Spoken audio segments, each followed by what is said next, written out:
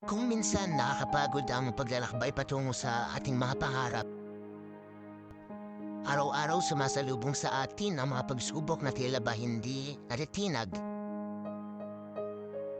Ngunit sa bawat pagod at hirap na ating nararanasan, ay natuto tayong maging matatag at determinado.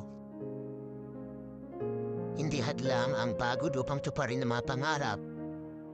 Sa katunayan, ito ang naging inspirasyon upang lalo pang pagbutihin ang bawat takbang ng ating ginagawa. Pero may mga sandali rin sa ating buhay na kinakailangan nating huminto at magpahinga. Sa mundo na puno ng ingay at gulo, mahalaga ang magkaroon ng panahon para sa ating sarili. Ang simpleng bakasyon ay hindi lamang pagtakas sa araw-araw na gawain,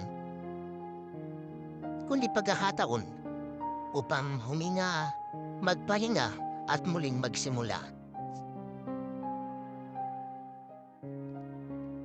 Isipin mo ang kahalagahan ng mga simpleng bagay sa buhay. Ang pagtambay sa ilalim ng kalangitan at pagmasdan ng mga bituin sa gabi. Ang pagsulyap sa kalikasan at paghanga sa ganda ng mga bulaklak na sumasayaw sa hangin.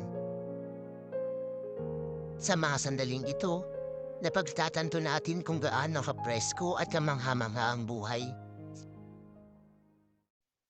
Minsan, ang pinakamahusay na bagay na magagawa natin ay walang ginagawa.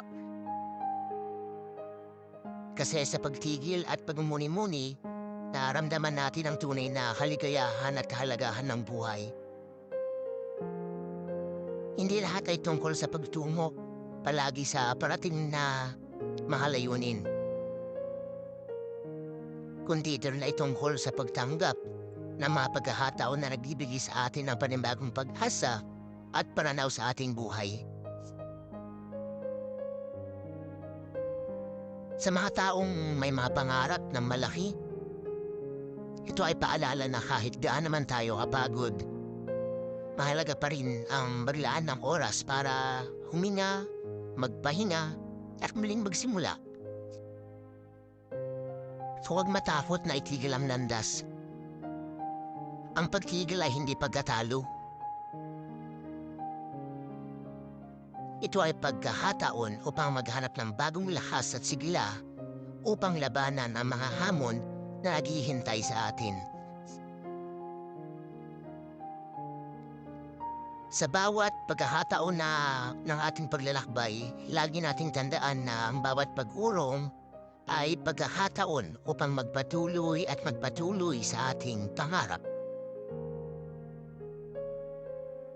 Ipagpatuloy ang laban, ang mga pangarap natin, ang mga hangarin.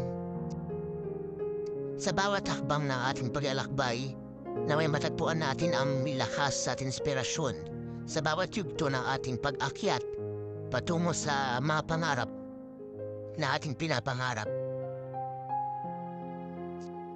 Sa mga panahong ito, kapag ang puso mo'y puno ng pangarap at determinasyon,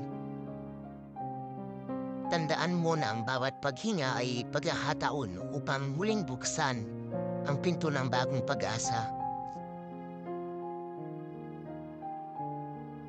Patuloy mong isulong ang iyong mga pangarap.